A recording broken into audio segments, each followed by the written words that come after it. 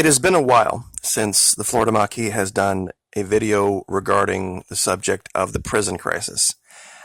I've been doing some research and I would like to cover this topic one more time, but I'm going to use this map plus two others that I've never shown anyone before to illustrate this point. My audience, I have said for a long time, is the brightest, most intelligent, well-informed audience on YouTube, bar none.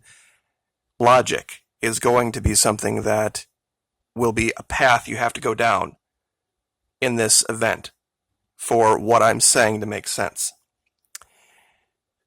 Many have taken issue with the fact that I have made the Midwest out to be more dangerous than what they might think it is, and the coasts to be less dangerous.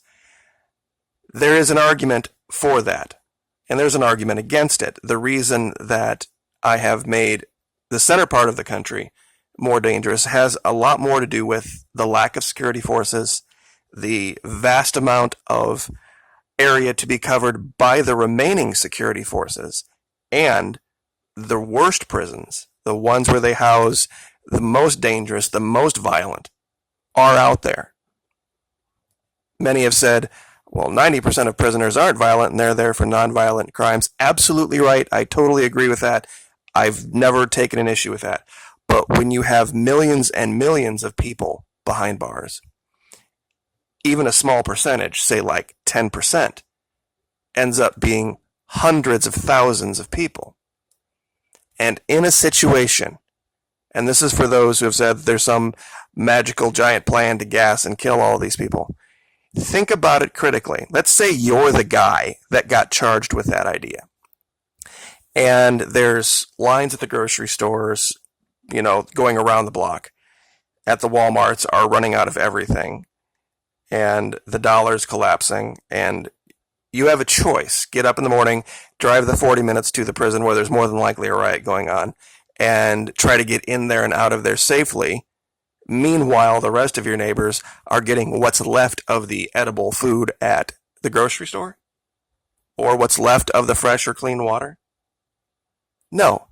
The vast majority of the employees of the departments of corrections, of whether it's the federal level, whether it's the state level, local level, they're going to do what you and I would do. They're going to make the logical choice. They're going to attempt to do what they can do to take care of their families, take care of themselves. The prison for them has been something that was a cash cow. They have, over the last few years, increased the rates of pay, increased the benefits, because they just can't get people. And they still can't get people. Now, the other maps that I was talking about. This is a national map of the federal facilities around the country. And you can see where a lot of them are located in the Midwest. There's a lot of them in California, that's true. The difference with California is, my guess, just spitballing, is between the amount of people that are located in California on the coasts versus the people that aren't, and their level of being self-sufficient and being armed, I think they're going to be less at risk as a whole than, say, the people of South Dakota, Nebraska, Iowa. Even though there's no facilities in Iowa, imagine that as, let's say you were a prisoner, a criminal that had just gotten freed and gotten out because they just couldn't afford to run the prison anymore. Or maybe you just overwhelmed everybody and you wanted to get someplace where you were guaranteed, more than likely, never to have to deal with the authorities ever again. Iowa is a state that has no federal facilities in it whatsoever, sparsely populated, full of food. It's Midwestern, it grows food everywhere, and there's neighborhoods, suburbia, sprawling forever. All you need to do is find the one person who is maybe run off to the store, lining up to get the food or the water, do a quick break-in and find the weapons that they left behind, because of course they're not going to be taking them to Walmart with them, and the vast majority of these people have 3 and 5 and 7 and 9 weapons. And you're in business, especially if you've gotten together with 3 or 4 or 5 guys. This is going to be the thing that initially, logically, you don't think about. Now, let's say that you were a person that's already prepped, that's already gotten your stuff, and you're ready to go, and there's a situation like that, and you have some neighbors, maybe a mile away, friends down the road, and you want to help them out. And let's say you want to bring them something. At some point, you're going to more than likely not be at your home. And you're not going to be able to recognize these guys from anyone else, and you're not going to be looking for it. Because with, perhaps the web being down, perhaps, you're not getting news updated on a daily basis if the power grid's gone down. Maybe they've tried to announce and tried to put out warnings that there's been a mass prison break across the country, and they just haven't been able to get the word out. And they're, places like Walmart, places like that, they're running on generators. This map is the more frightening one. This is a map of all of the state and local facilities across the country.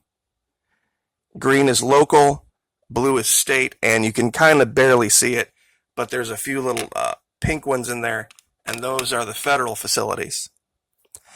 This is why I have said for the longest time that the Midwest is the most dangerous place.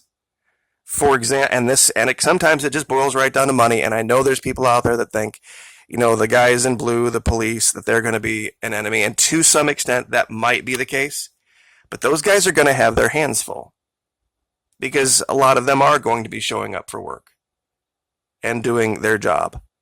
So I don't think even if they had it in their mind to do that, they'd be, in a position to affect that type of thing.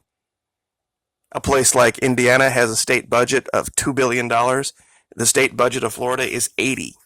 And I know it's like, well, wait a minute, you're saying money's not worth everything. It's about the infrastructure that's already in place. The security infrastructure with all of it. And plus it has to do with also ex-military guys. If I was going to be in a situation where the power was down and there was no access to the internet, I would like to have a neighborhood full of guys that had put on the uniform.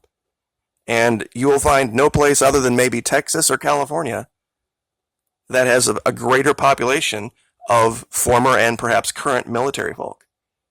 Because we have been through the training and we understand what dealing with that situation is like.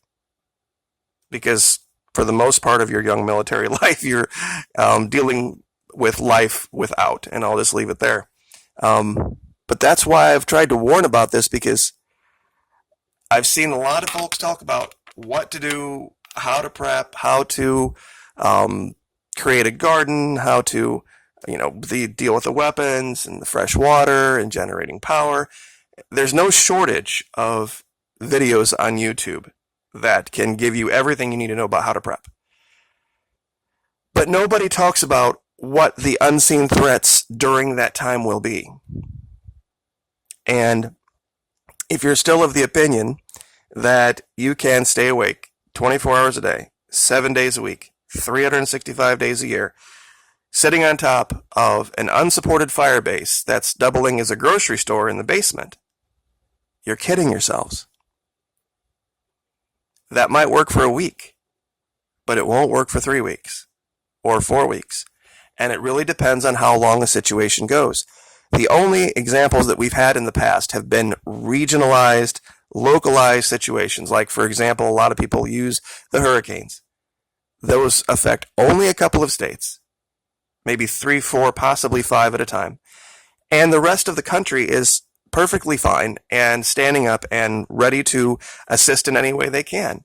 We saw power crews coming down here as far as Pennsylvania and Indiana and Ohio into Florida to help stand everything back up. If we were to have a nationwide crisis where every state had to worry about its own,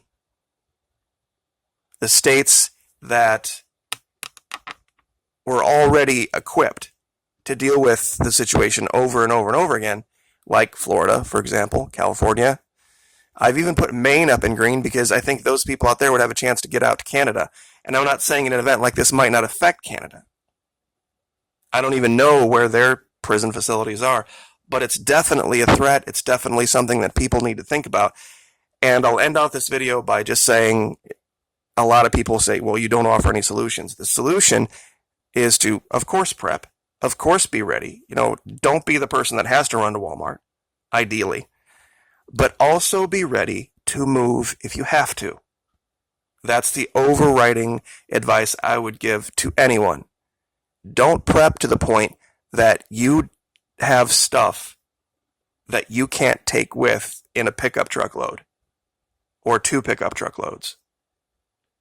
In fact, it might be smart to leave a stash just for those criminal types to find so they go away and go down the road.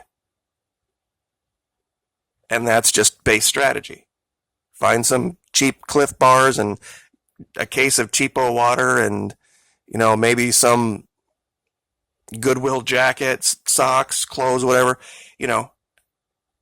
And they don't want to have it be any harder than it has to be if they're seriously just looking to take care of themselves. If they're the organized crime types that are looking to take over neighborhoods so that they can control massive amount of resources.